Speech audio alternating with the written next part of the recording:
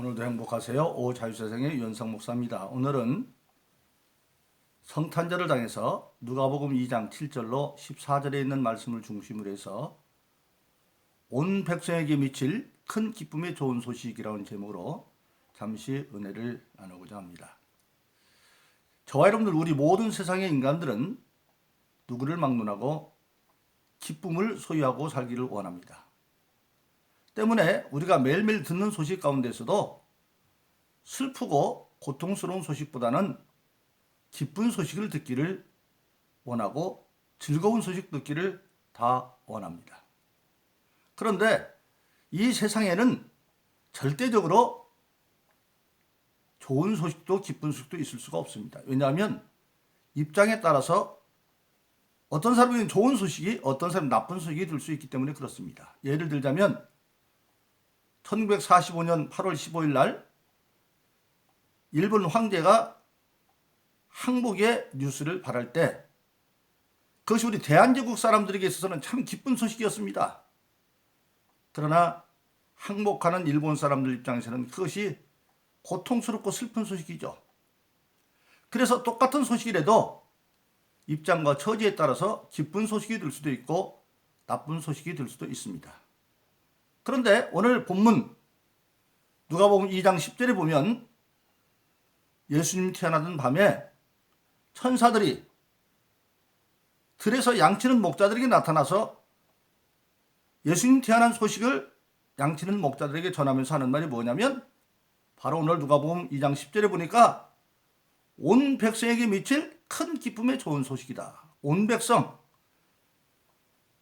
남자든 여자든 관계가 없고 가난하든 부자든 관계가 없고 그 다음에 지식이 있든 없든 상관이 없고 귀한 사람이든 천한 사람이든 상관이 없고 인종에 상관이 없고 어느 지역에 사냐 상관없어. 사람이기만 하면 예수님이 태어난 소식은 기쁜 소식일 뿐만 아니라 큰 기쁨과 좋은 소식이다, 그렇게 말씀하고 있습니다.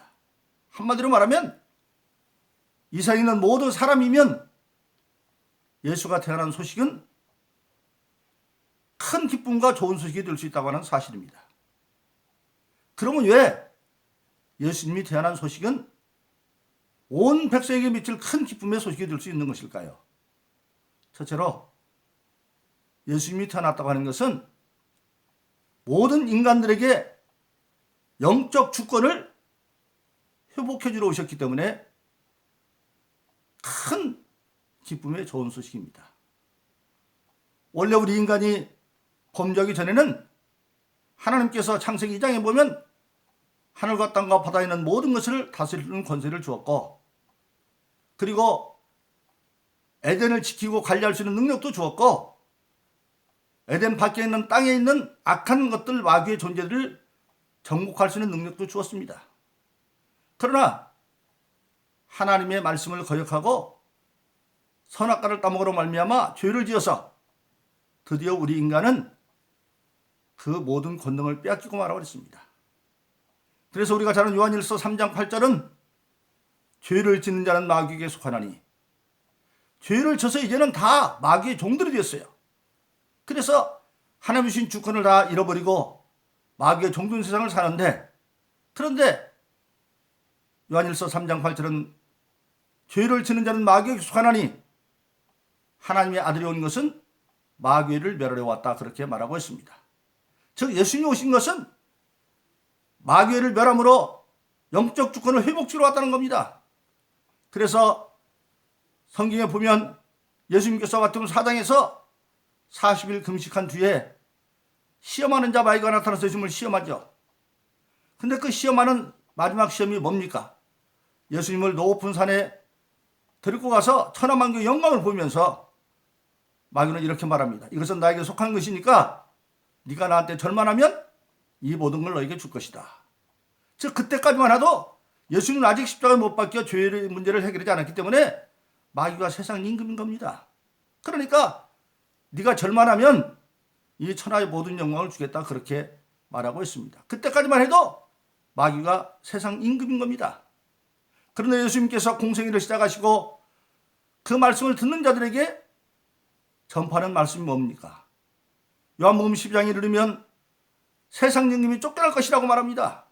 그리고 요한복음 16장에 이르면 예수님께서 성령에 관해서 얘기하면서 성령이 오시면 죄에 대하여 의에 대하여 심판에 대하여 세상을 책망하는데, 죄에 대하면 나를 믿지 않는 게 죄고, 즉 성령 시대, 교회 시대가 되어지면 죄의 기준이 바뀌어서 무엇을 잘했냐 잘못냐는 행위의 문제가 아니라 어떤 잘못한 것도 예수님이 다 용서했다는 걸 믿지 않는 불신앙이 죄고, 의라고 하는 것은 내가 아버지께 갑니다. 즉 예수님 공생의 시절에는 예수님을 통해서 나타나는 이적을 보고 믿었지만, 이제 예수님이 아버지 우편에 가고 성령이 오시면 성령 눈에 안 보이죠.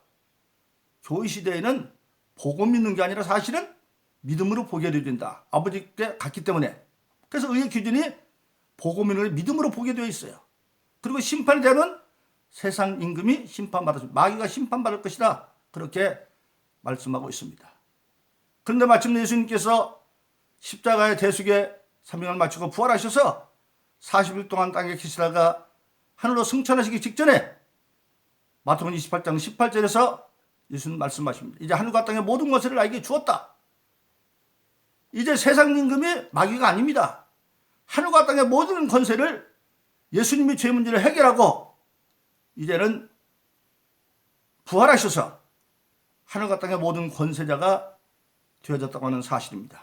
그래서 이제는 요한일서 3장 8절처럼 하나님의 아들인 것은 마귀를 멸하러 왔기 때문에 마침내 우리 예수 믿고 거듭난 자들은 베드로전서 2장 9절에 보면 너희는 택하신 족속이요 왕같은 제사장이다, 그렇게 말씀하고 있습니다.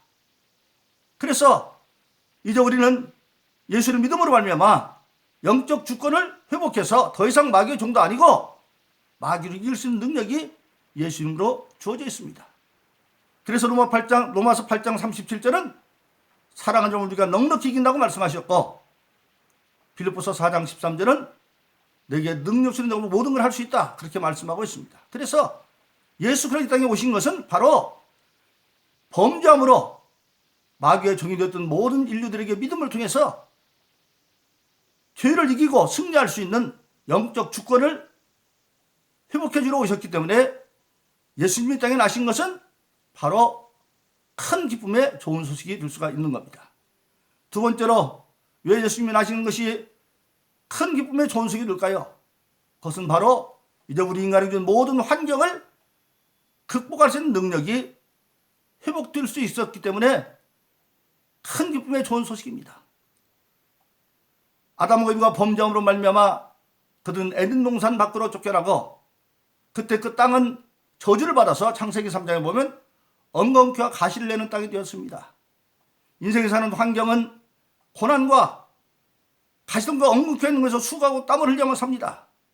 그런데 걸어갈 때마다 그 엉겅퀴와 가시가 인간의 발을 찔러서 고통과 혼란 가운데 있는 삶을 사는데, 그런데 예수 믿고 거듭나고 하나님의 에베소 6장에 보면 전신갑주를 입으면 전신갑주 가운데 평안의 복음의 신발이라는 게 있습니다. 발에는 평안의 복음의 신발, 아무리 밑에 가시와 엉겅퀴가 있어도 그것을 뚫을 수 없는 신발을 신는다는 겁니다. 월남전 있을 때 초기에 한국이나 미군들이 많이 사상장을 하는데 왜 났느냐? 총에 맞아 죽은 게 아니라 베트공들이 대창에다가 독을 발라가지고 숲속에 그걸 숨겨놓으면 그걸 보러 가다가 그 대창에 발바닥이 찔려서 독상으로 많이 죽었다고 합니다. 근데 그것을 방어하기 위해서 장글화라는 걸 만들었더니 장관을 신고 이제는 그 동무든 대창에 뚫을 수가 없어요. 그와 같은 것이죠. 엉망가시도 있지만 평안에 보면 신발이 바로 그런 역할을 해서 모든 환경을 이기고 승리할 수 있는 그런 길을 열어놨다고 하는 사실입니다. 그래서 우리가 잘 아는 요한복음 8장 31절로 32절은 예수님께서 말씀하십니다. 너희가 내 말에 하면 참 제자가 되고 진리를 알지니 진리가 너희를 자유케 하리라. 이 진리 안에서 우리는 환경은 똑같이 엉겅퀴와 가시가 있는 고난의 땅이지만 예수에 대한 믿음을 가지고 그 환경을 극복할 수 있는 그런 능력을 회복하러 오셨기 때문에 예수님이 땅에 오신 것은 큰 기쁨의 좋은 소식이고, 그 산녀가 예수님께서 제자들과 함께 배를 타고 갈 때 풍랑이 일어나죠. 예수님은 거의 주무시는데 제자들이 처음에는 제자 가운데 7사람은 바닷사람 출신이기 때문에 풍랑이 불고 바람이 불고 그래도 우리가 하겠지. 그런데 바람이 세지더니 나중에 막 풍랑이 일어나서 배에 물이 들어와 침몰할 위기가 되니까 예수님을 깨우죠. 우리가 죽게 되었습니다. 예수님이 일어나서 제자들의 믿음을 꾸짖었습니다만, 그러나 예수님이 바람을 꾸짖고 풍랑을 꾸짖고 잔잔해져서 배가 목적지에 갔다, 그렇게 말하고 있습니다. 즉 환경은 바람이 불고 풍랑이 불어도 예수님께 아뢰면 예수님이 그걸 극복해 준다고 하는 사실입니다. 그래서 우리가 잘 아는 대로 빌립보서 4장 6절로 7절은 우리에게는 많은 염려할 거리가 있지만 너희는 아무것도 염려하지 말고 오직 기도와 간구로 감사함으로 하나님께 아뢰라. 그리하면 모든 지각에 뛰어나신 하나님의 평강이 예수 그리스도 안에서 너희의 마음과 생각을 지켜주실 것이다. 할렐루야. 바로 그렇습니다. 그래서 아무리 어려운 환경이 있어도 하나님의 절대 믿음을 가지고 예수님으로 간구하면 하나님께서 예수 그리스도 안에서 모든 것을 해결해 주므로 먼저는 마음에 평안을 준다고 하는 사실입니다. 그래서 예수가 오신 것이 왜 기쁜 소식이냐? 바로 모든 환경을 지배할 수 있는 능력을 회복할 수 오셨기 때문에 큰 기쁨에 좋은 시라고 하는 사실입니다. 세 번째로 왜 예수님이 오신 소식이 온 백성들 큰 기쁨에 좋은 소식이냐? 예수가 오심으로 온 인류가 용서와 사랑으로 하나 되는 길이 열리기 때문에 그렇습니다. 원래 우리 인간은 범죄하기 전에 하나님께서 아담을 깊이 잠재우고 홀르는 게 좋지 않아서 갈비뼈와 살을 붙여서 여자인 이브를 만들었습니다. 기구를 듣고 하나님이 아담에게 데려가니까 아담이 그를 보는 순간에 너는 내 뼈 중에 뼈, 살 중에 살이다. 즉 자기 자신을 발견한 겁니다. 뼈와 살, 자기 자신이죠. 그래서 범죄하기 전에 인간은 타인을 통해서 자기를 발견하는 겁니다. 그래서 하나님이 너희는 둘이지만 하나다. 그래서 그 사이에서 생육하고 본성으로 충만하라고 말한 겁니다. 즉 범죄하기 이전에는 사람의 본성은 타인이 없어요. 타인을 통해서 자기를 발견하고 바로 개체는 둘이지만 이브가 바로 자기 자신을 알았어요. 그러나 범죄가 들어오고 난 뒤에 선악과 따먹고 하나님이 재판할 때 이브 아담한테 묻습니다. 네가 왜 선악과를 따먹었느냐? 아담이 뭐라고 말합니까? 당신이 만든 여자가 주워서 먹었는데요. 이브가 따서 주워서 먹긴 먹었죠. 그러나 하나님이 아담에게 먹지 말라고 했잖아요. 그러면 도둑질에 들어서 안 되는지 알면서 저 사람이 도둑질 했다고 해서 도둑질하면 죄가 없습니까? 아니죠. 도둑질 하지 말라는 거 어긴 것이 바로 죄인 겁니다. 그러니까 이미 죄를 짓고 나니까 아담은 더 이상 이브가 자기가 아닙니다. 그래서 죄를 짓는 인간은 누구도 자기 이상으로 사랑할 수가 없고, 그런데 하나님은 재판에 뭐라고 말합니까? 네가 네 아내의 말을 듣고 내가 먹지 말라는 선악과를 먹었은즉 땅은 저주를 받아 엉거 가시는다. 그렇게 말하고 있는 겁니다. 그래서 죄를 짓는 인간은 이제는 더 이상 타인을 자기처럼 사랑할 수가 없습니다. 그래서 인류 최초의 죽음은 뭡니까? 아담 무집사에 태어난 가인과 아벨 두 아들이 있는데 가인이 형이고 아벨이 동생입니다. 그런데 어느 날 둘 다 하나님께 제사를 지내는데 아벨과 아벨의 제물은 하나님이 열람했어요. 왜? 하나님으로 알고 제사를 지냈어요. 아벨은 양을 지냈는데 양의 첫 새끼로. 그런데 가인은 안 받았어요. 농사인은 왜 안 받았느냐? 나중에 보면 알아요. 하나님 말합니다. 너는 시기해 가지고 가인이 이제 동생을 쳐서 죽이죠. 하나님한테 자기는 연락이 안 되는데 너만 됐느냐? 시기해 가지고.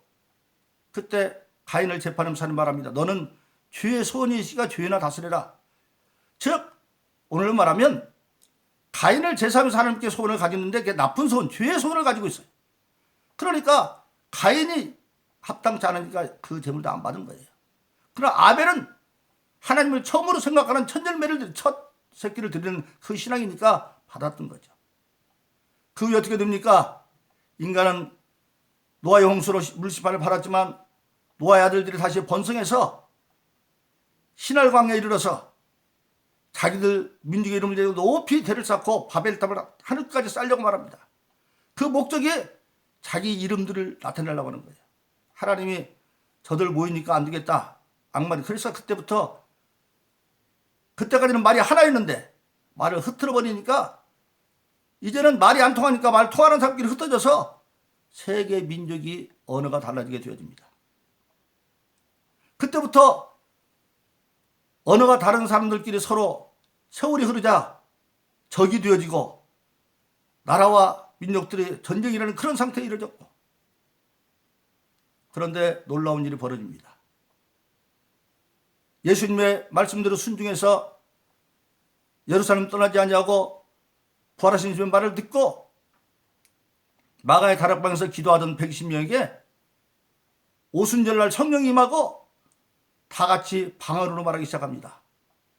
그런데 그때 유월절을 당해서 예루살렘에 거의 270만 명의 사람들이 모여드는데 그들 가운데 16강에서 온 그 유대인들이나 개종한 사람들이 소리를 듣고 막 이상한 소리 들으니까 와보니까 그들이 막 쏠라쏠라 방언을 하는데 놀라웠게도 거기 있는 16개 나라 사람들 귀에는 전부 자기 나라 말로 들리는 거예요. 그러니까 그들이 말합니다. 저들이 갈릴리 무식한 사람들인데 언제 오늘 말하면 외국어 배워서 우리나라 말을 다 하지? 성령이 임하자 바벨탑 때 흩어진 그 말소리가 하나로 합쳐지는 겁니다. 거기서 우리는 세계 선교에 지금 시발점을 찾게 되는 겁니다. 사도행 1장 8절에 너희가 성령을 받는 권능을 받고 예루살렘 유다 사마리아 땅끝까지 이르러 내 증인이되라. 땅끝까지 갈 수 있는 길이 영적으로 열려버린 겁니다. 그리고 주님은 일찍이 말씀하셨습니다. 마태복음 5장에서 그 당시 율법은 이는 이로 눈은 눈으로 원수는 원수로 그렇게 합게 되어 있는데 예수님은 뒤집어 버립니다. 원수도 사랑하고 핏발로 기도해라. 그리고 요한복음 10장 30절에 이르러서 그것을 계명으로 말합니다. 내가 너에게 새 계명을 서로 사랑하라. 어떻게? 내가 너희를 사랑하겠지 너희가 서로 사랑하면 너희가 되지 알 것이다. 그 일을 설명하지 않았는데 누가복음 20장 십자가상에서 주님 달려있으면서 그 십자가 아래서 자기를 조롱하고 그런 사람들을 향해서 하나님께 중보의 기도를 합니다. 고난 가운데도 사명을 감당하는데 아버지여 저들을 사해 주세요. 왜? 저들이 하는 일을 저들이 알지 못하고 있습니다. 그건 무슨 일입니까? 저들이 지금 예수님을 조롱하고 있지만 사실은 그게 뭔지도 모르고 마귀의 서리 앞에서 로마서에 있는 것처럼 사람은 하나님의 뜻대로 하면 의에 병기고 마귀는 불의에 병기인데 불의의 병기를 하고 있다는 겁니다. 즉 예수님은 앞에 난 사람이 원수고 핍박하는 자 같지만 사실은 그 사람이 아니라 그 속에 역사하는 악한 마귀의 세력 때문인 것이 아닐까. 마귀에서 이기려면 하나님이 개입해야 되죠. 하나님이 개입하려면 우리가 기도하지만 안 되기 때문에. 그래서 그렇게 중보기도를 하는데 그걸 예수님이 하는 것이 아니라 예수님이 일찍이 요한복음 10장 11, 14절에서 믿는 자는 내가 하는 일을 한다고 했는데 교회시대 최초의 순교자인 스데반이 돌맞아 순교하면서 놀랍게도 똑같은 기도를 합니다. 주여서 내 영혼 부탁합니다. 저들의 죄를 저들에게 돌리지 말아주세요. 그 기도가 이루어져서 사도행전 9장에 이르면 다메섹 도상으로 믿는 자를 잡으려 했던 바울에게 사울 청년일 때 그때는 예수님이 나타나서 그를 바울 되게 만들고 놀라웠게도 스데반이 아브라함 때부터 예수님 시대까지 증거했던 그 복음의 내용을 바울을 통해서 하나님은 성경으로 기록하는 것을 우리가 알게 되어지는 것입니다. 바로 그렇습니다. 예수님 오심으로 이제는 원수자도 하나 둘 수 있는 길을 열어놨기 때문에 바로 예수님이 오신 것은 온 것이 큰 기쁨의 소식입니다. 그래서 오늘 저와 여러분들은 이미 큰 기쁨의 소식을 소유했은 자로서 우리만 소유한 것이 아니라 이 좋은 소식을 온 세상에 전하는 그런 복된 사람 되기를 예수 이름으로 축원합니다. 성탄절입니다. 메리 크리스마스. 오늘도 행복하세요. 오 자유세상의 윤상 목사였습니다. 감사합니다.